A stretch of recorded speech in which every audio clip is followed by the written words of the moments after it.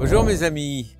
Eh bien écoutez, maintenant c'est l'automne, on a encore quelques belles journées avant les grands froids et c'est pour ça qu'il faut en profiter absolument. Alors on a encore quelques travaux à faire bien sûr au potager et surtout pouvoir le protéger pour cet hiver. D'abord des herbes qui sont encore peut-être un peu présentes mais surtout pour le printemps et faire en sorte que la terre ne se refroidisse pas trop vite. Pour ce faire, on a une double opération. On a d'abord les feuilles qui traînent un peu partout, je vous ai dit.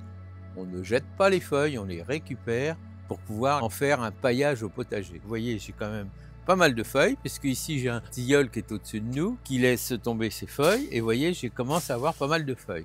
Donc du coup, je vais récupérer ces feuilles, je vais les mettre dans ces sacs-là, j'ai des gros sacs, et puis je vais les verser dans le potager pour faire un potager uniforme autour des plants qui existent encore. Vous savez que j'ai semé il y a une quinzaine de jours des fèves, qui sont déjà sortis, on va les voir, et puis autour je vais bien répandre mon tapis de feuilles. Voilà, donc on va regarder tout ça. Pour l'instant je rassemble tout. Alors j'ai un souffleur électrique, donc ça me facilite un peu la tâche. Je vais pouvoir rassembler les feuilles, le maximum de feuilles ici. En même temps je nettoie aussi cet environnement et surtout je récupère mes feuilles qui sont précieuses. Quand on a un petit tas de feuilles suffisant, on va commencer par remplir nos sacs pour pouvoir aller le déverser. Alors c'est pas compliqué, vous voyez elles sont un peu humides, alors elles se tiennent assez bien. Alors c'est du tilleul, c'est beaucoup de tilleul, excellent pour faire un paillage. Les seules feuilles qu'il faudra éviter au potager quand même, c'est le noyer. Vous le savez, on en a déjà parlé, ça contient de la juglandine, et la juglandine, c'est avec ça qu'on fait des désherbants. D'ailleurs, si vous avez vu la vidéo qu'on a fait à ce sujet, vous verrez qu'on a utilisé ça. Mais alors, dans le compost et au potager, on met pas de feuilles de noyer ou vraiment très peu. Voilà mes amis, donc ici on a un carré potager, et si vous vous souvenez bien, on avait fait pousser des pommes de terre dedans. Donc les pommes de terre, c'est terminé. Il nous reste quoi? De l'herbe, bien sûr, qu'on n'a pas maîtrisé. Donc cette herbe, elle est là, et on va la recouvrir avec les feuilles. Donc les feuilles, on va faire dans notre potager tout un couvert de feuilles qui va avoir pour effet de se décomposer et d'apporter de l'humus au sol, et qui va aussi faire une barrière à l'herbe qui, elle, va finir par priver de chlorophylle. Elle va aussi se résorber. Donc voilà. Donc on amène nos feuilles, on les met là. On va retourner notre sac à peu près au milieu, puis comme ça, après on pourra l'étaler tranquillement. Vous voyez, c'est pas compliqué. Voilà, alors une fois qu'on a fait ça, il n'y a plus qu'à les étaler ces feuilles. Donc avec une fourche, c'est pas mal.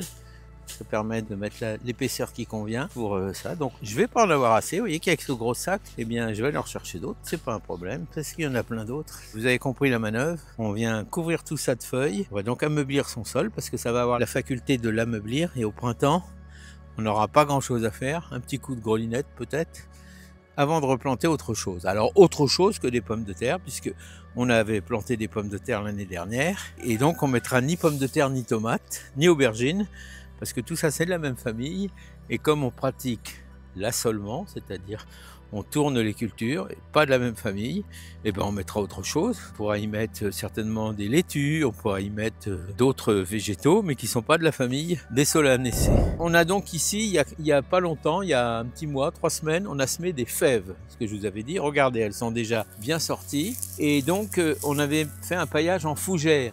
Alors c'est de la fougère aigle, c'est celle qu'on trouve la plus commune dans les bois. Et donc, grâce à cette fougère, là aussi, on va limiter la pousse des adventices, et on va surtout améliorer notre sol grâce à ces fougères, et empêcher aussi certaines maladies, même certains insectes. Donc, la fougère a beaucoup de vertus. Pour les adeptes du plastique, parce qu'il y en a, donc sachez qu'un plastique agricole, c'est peut-être pas l'idéal, mais enfin, en tout cas, il y a ceux qui ont l'habitude de pratiquer ça. Donc, on déroule un rouleau de plastique, on le laisse sur les côtés pour pas qu'il s'envole, évidemment. Et en dessous, on aura la disparition des adventices, des herbes qui peuvent exister. Et surtout, on va favoriser le travail des vers de terre, parce que c'est eux notre meilleur allié dans le sol du potager. Et une autre technique, et donc, vous voyez, vous avez de la facélie qui a été semée là. Elle est là, elle a bien levé, elle est parfaite. Ça, c'est très riche en azote. Elle va passer tout l'hiver, ça nous fait un couvert végétal vert, c'est ce qu'on appelle l'engrais vert. Une fois qu'elle est là, on va pouvoir la retourner et l'enterrer, mais ça c'est une pratique qu'on aura au printemps après l'hiver. Tout l'hiver on la laisse comme ça,